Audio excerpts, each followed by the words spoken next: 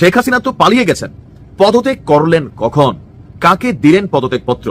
সেদিন দেশের প্রয়োজনে রাষ্ট্রপতি নিজের ঘাড়ে দায় নিয়ে এ দাবি করেছিলেন।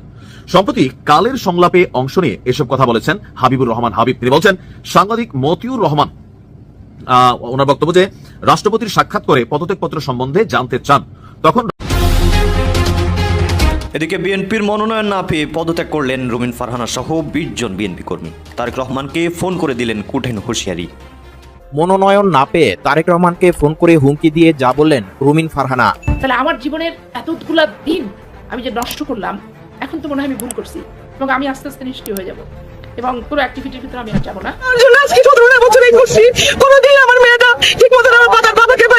একতরফা নির্বাচনের বিষয়টি আরো ভালোভাবে তুলে ধরতে পারবে আওয়ামী লীগ। সহিংসতার মাধ্যমে দমনের কৌশল শেখ হাসিনার প্রাসঙ্গিকতাকে দেশে বিদেশে বাড়াতেও সাহায্য করবে। আবার আওয়ামী লীগকে মাঠে ছেড়ে দিতেও রাজি নয় সরকার সমর্থক গোষ্ঠী। সব মিলিয়ে তৈরি হয়েছে উভয় সংকট। আওয়ামী লীগ সরকার পতনের পর শৌর্য বীর্য, রাষ্ট্রীয় নিরাপত্তা থেকে শুরু করে সকল ধরনের সুযোগ সুবিধা মোটামুটি ভোগ করছেন আমাদের আওয়ামী লীগ সরকার কর্তৃক নিয়োগপ্রাপ্ত রাষ্ট্রপতি যিনি আছেন চুপ্পু ভাই। এখন এর মাঝখানে অনেকগুলা ঝড়ঝাপটা গেছে চুপ্পু ভাইয়ের উপর দিয়ে। বিভিন্ন সময় তিনি বিভিন্ন বক্তব্য দিয়েছিলেন। তো এই বক্তব্যগুলোর মধ্যে একটা বক্তব্য ছিল যে সাবেক প্রধানমন্ত্রী শেখ হাসিনা তিনি যখন বাংলাদেশ ছেড়ে গেছেন তিনি কি আসলে পদত্যাগ করছিলেন নাকি করেন নাই, এটা নিয়ে রাষ্ট্রপতি একদিন একটা লারা দিছিল। সেই লারা এখন আবারও সামনে উঠে এসেছে, যদিও এই মুহূর্তে এটা রাষ্ট্রপতির মুখ থেকে আসে নাই, আসছে এটা ভিন্নভাবে বিএনপির মুখ থেকে। এমনকি কেন এই বক্তব্যটা আসছে দেখুন। বিএনপি চেয়ারপারসনের উপদেষ্টা হাবিবুর রহমান হাবিব তিনি বলছেন, যেদিন প্রধানমন্ত্রী শেখ হাসিনা পালিয়ে গেলেন সাবেক, সেদিন রাষ্ট্রপতি বলেছিলেন প্রধানমন্ত্রী পদত্যাগ করেছেন, তার পদত্যাগ পত্র আমার কাছে আছে। রাষ্ট্রপতির এই কথাটি সঠিক নয়। শেখ হাসিনা তো পালিয়ে গেছেন, পদত্যাগ করলেন কখন, কাকে দিলেন পদত্যাগ পত্র? সেদিন দেশের প্রয়োজনে রাষ্ট্রপতি নিজের ঘাড়ে দায় নিয়ে এ দাবি করেছিলেন। সম্প্রতি কালের সংলাপে অংশ নিয়ে এসব কথা বলেছেন হাবিবুর রহমান হাবিব। তিনি বলছেন, সাংবাদিক মতিউর রহমান ওনার বক্তব্য যে রাষ্ট্রপতির সাক্ষাৎ করে পদত্যাগপত্র সম্বন্ধে জানতে চান, তখন রাষ্ট্রপতি তাকে বলেন, আমার কাছে কোনো দালিলিক প্রমাণ নেই।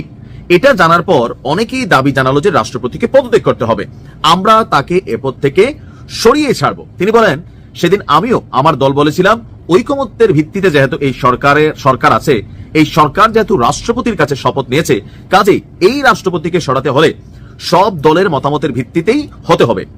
কেউ একা রাষ্ট্রপতির পদত্যাগ চাইলে তো হবে না, আমাদেরও চাইতে হবে।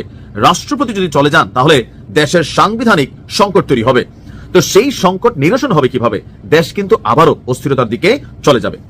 এরপর উনি বলছেন যে এরপর একদিন দেখলাম সব জায়গা থেকে রাষ্ট্রপতির ছবি সরানো হচ্ছে।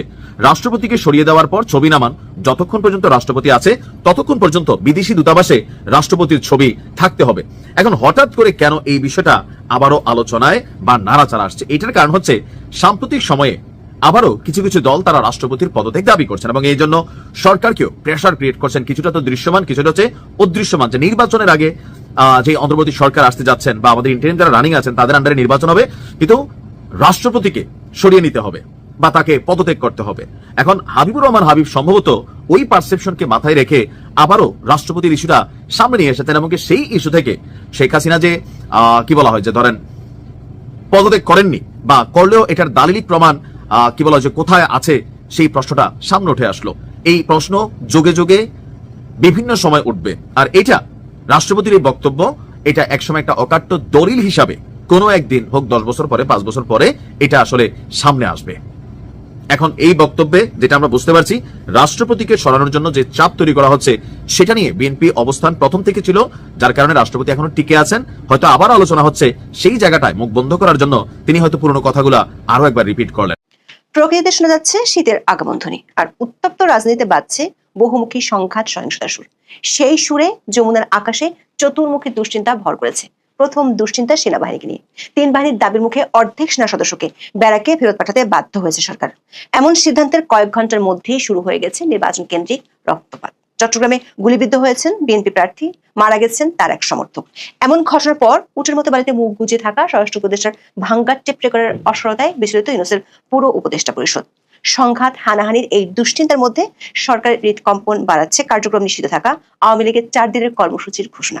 সেটি ঠেকাতে অবশ্য যুদ্ধ ঘোষণার হুঙ্কার দিয়েছে 15 মাস ধরে আইন শৃঙ্খলা রক্ষায় ব্যর্থ অন্তর্বর্তী সরকার, কিন্তু সেই হুঙ্কারে আদৌ কতটুকু কাজ হবে সেটা নিয়ে ব্যাপক চিন্তিত যমুনার নীতি নির্ধারকেরা। উল্টো মানবাধিকার লঙ্ঘনের দায়ে নতুন করে অভিযোগের খাড়া আসে কি না সেটি নিয়েও ভাবতে হচ্ছে সরকার উচ্চ মহলকে। আওয়ামী লীগকে নিয়ে অধ্যাপক ইউনূসের কপালে চিন্তার বলিরেখা বাড়ার আরো একটি কারণ দেশের পাশাপাশি আন্তর্জাতিক অঙ্গনে দলটির সক্রিয়তা বাড়ছে। প্রভাবশালী বিদেশি সংবাদ মাধ্যমে বের হচ্ছে শেখ হাসিনার সাক্ষাৎকার, বিভিন্ন আন্তর্জাতিক সংস্থায় চিঠি দিচ্ছে আওয়ামী লীগ, অংশগ্রহণমূলক নির্বাচনের বিষয়ে বাড়ছে বহুমুখী চাপ। শেখ হাসিনার দাবিকে ভারত সরকারও সক্রিয়ভাবে সমর্থন দিতে শুরু করেছে বলে বেরিয়েছে খবর। আইন শৃঙ্খলার ছেলেখেলা পরিস্থিতির মধ্যে আওয়ামী লীগের হাক ডাক যখন একসাথে ছোবল মারতে চাচ্ছে, তখন অধ্যাপক ইউনূসের মিত্ররা যমুনা থেকে যোজন যোজন দূরে। সরকার প্রধান রাজনৈতিক মিত্ররাই ফেব্রুয়ারিতে ভোটের ব্যাপারে নিশ্চিত নাই। এমনকি জুলাই সনদ নিয়ে সমঝোতায় পৌঁছানোর সময়সীমা নিয়েও কারো কোনো তৎপরতা নেই। 3 রাজনৈতিক দলের মধ্যে সমঝোতার জন্য 5 উপদেষ্টার বিশেষ মিশনও ফেল করেছে।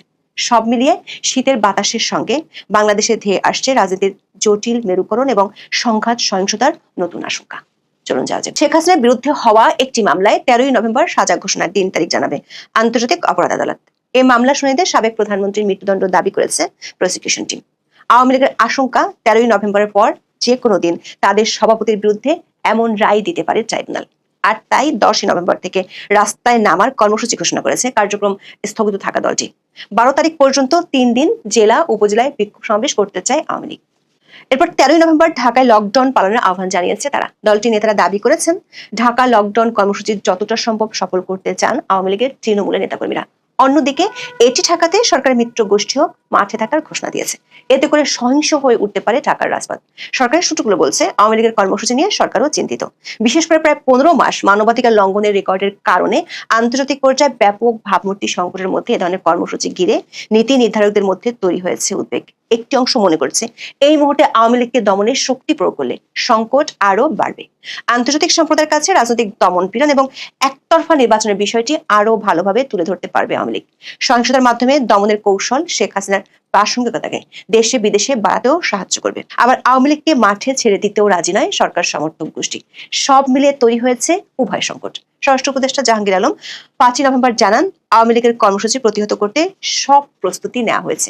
একই কথা বলেছেন অধ্যাপক ইউনূসের প্রেস সচিব শফিকুল আলম। তবে মাঠের বাস্তবতা একেবারেই ভিন্ন। আওয়ামী লীগের কর্মসূচি ঠেকানোর আগে খবর হলো অর্ধেক সেনার সদস্যকে ব্যারাকে ফেরানোর সিদ্ধান্ত নিতে হয়েছে সরকারকে। দর্শক, গত 1 নভেম্বর অধ্যাপক ইউনূসের সাথে বৈঠক করেছিলেন 3 বাহিনীর প্রধান। সেদিনের ভিডিওতে আমরা জানিয়েছিলাম সেনাবাহিনীর পক্ষ থেকে সরকারকে জানিয়ে দেওয়া হয়েছে তারা ব্যারাকে ফিরে যেতে চায়, কারণ সীমান্তে নিরাপত্তা ও প্রশিক্ষণের ঘাটতি দেখা দিয়েছে। বিশেষ করে পার্বত্য চট্টগ্রাম সীমান্তে নিরাপত্তা নিয়ে চিন্তিত 3 বাহিনী। 5ই নভেম্বর দৈনিক প্রথম আলোর খবরে বলা হয়েছে আইন শৃঙ্খলা পরিস্থিতি নিয়ন্ত্রণে দায়িত্বে থাকা বাংলাদেশ সেনাবাহিনীর 50% সদস্যকে মাঠ থেকে সরিয়ে নেওয়া হচ্ছে। মঙ্গলবার সচিবালয়ে স্বরাষ্ট্র মন্ত্রণালয়ের সভাকক্ষে আইন শৃঙ্খলা সংক্রান্ত কোর কমিটির সভায় এই সিদ্ধান্ত হয়। কোর কমিটির সভায় বলা হয় সেনা সদস্যদের বিশ্রাম ও নির্বাচনকালীন প্রশিক্ষণের জন্য অর্ধেক সদস্যকে আপাতত সরিয়ে নেওয়া হবে। 5ই নভেম্বর থেকে এই সিদ্ধান্ত কার্যকর করা হচ্ছে। এর পাশাপাশি পুলিশ হত্যার বিচার বন্ধ করা এবং গত বছর আগস্টের পরেও সরকার সমর্থকদের একের পর এক হামলা এবং হেনস্থার ঘটনায় পুলিশের বিভিন্ন পর্যায়ে রয়েছে অসন্তোষ। ফলে স্বরাষ্ট্রমন্ত্রী হুঙ্কার দিল মাঠের কতটা প্রভাব পড়বে তা নিয়ে উদ্বেগ রয়েছে সরকারের। কারণ 5ই নভেম্বর গাজীপুরে এক অনুষ্ঠানে দেশের ইতিহাসের নজিরবিহীন ভালো নির্বাচন হতে যাচ্ছে বলে ভাঙা রেকর্ড বাজিয়েছিলেন স্বরাষ্ট্র উপদেষ্টা। জাহাঙ্গীর আলম চৌধুরী বলেন প্রশাসনকে বলা হয়েছে নির্বাচন যেন ফ্রি, ফেয়ার, ক্রেডিবল ও উৎসব মুখর হয়। নির্বাচনে কোনো ধরনের হুমকি নেই। এর মাত্র কয়েক ঘন্টার ব্যবধানে নির্বাচনী সংঘাত ঠেকাতে সরকারের সক্ষমতা কতটুকু তার প্রমাণ পাওয়া গেছে চট্টগ্রামের বায়েজিদে 5ই নভেম্বর জনসংযোগের সময় গুলিবিদ্ধ হন চট্টগ্রাম 8 আসনের বিএনপি প্রার্থী এরশাদুল্লাহ। এ সময় সরার বাবলা ও শান্ত নামে আরো 2 জন গুলিবিদ্ধ হন। পুলিশ জানায় স্থানীয় একটি মসজিদে মাগরিবের নামাজ পড়ে বের হয়ে জনসংযোগ করার সময় সরার বাবলাকে লক্ষ্য করে গুলি করা হয়। এ সময় পাশে থাকা এরশাদুল্লাহ ও শান্ত গুলিবিদ্ধ হন। হাসপাতালে নেওয়ার পর বাবলা মারা যান। দর্শক, স্বরাষ্ট্র উপদেষ্টা যে বালিতে মুখ গুজে দিবার স্বপ্ন দেখছেন তা প্রমাণ হতে কয়েক ঘন্টাও লাগেনি। চট্টগ্রামে বিএনপি প্রার্থীর গুলিবিদ্ধ হওয়ার ঘটনা থেকেই সামনে প্রলয়ের ইঙ্গিত স্পষ্ট হতে শুরু করেছে। প্রশ্ন হলো সেই প্রলয় মোকাবিলা করার আদৌ কি সক্ষমতা আছে সরকারের, অথবা মোকাবিলা করার ইচ্ছাও কি দেখা যাচ্ছে? দর্শক, সংকট যত ঘনীভূত হচ্ছে তত হাল ছেড়ে দেওয়ার আলামত পরিষ্কার হচ্ছে। মাঠ পর্যায়ে দায়িত্ব পালন করা সেনা সদস্যদের সংখ্যা অর্ধেকে নামানোর আকস্মিক সিদ্ধান্ত নিতে বাধ্য হয়েছে সরকার। সেনা সদরে 5 নভেম্বর সংবাদ সম্মেলনে সরকারি নির্দেশনা পাওয়ার বিষয়টি নিশ্চিত করেন মিলিটারি অপারেশন ডিরেক্টরেট পরিচালক ব্রিগেডিয়ার জেনারেল দেওয়ান মোহাম্মদ মঞ্জুর হোসেন। জানান, সার্বিক আইন শৃঙ্খলা পরিস্থিতি বিবেচনা করে এ বিষয়ে পদক্ষেপ নেওয়া হবে। প্রশ্ন হলো, চারদিকে যখন পরিস্থিতি আরো উত্তপ্ত হচ্ছে তখন এমন সিদ্ধান্ত কেন নিল সরকার? কয়েকটি সূত্র থেকে আমরা নিশ্চিত হয়েছি সরকারের হাতে এখন তেমন কোনো অপশনও নেই। ক্ষমতা দীর্ঘায়িত করার লক্ষ্য পূরণ করতে গিয়ে সামরিক বাহিনীকেও নানামুখী সংকটে ফেলা হয়েছে। মাসের পর মাস মাঠে মোতায়েন রেখে দুর্বল করা হচ্ছে যুদ্ধ সক্ষমতা। একের পর এক বাতিল করা হয়েছে গুরুত্বপূর্ণ প্রশিক্ষণ কার্যক্রম। সেই সঙ্গে বিভিন্ন ঘটনায় জড়িয়ে ফেলে বাহিনীর ভাবমূর্তি এবং গ্রহণযোগ্যতার সংকট তৈরি করা হয়েছে।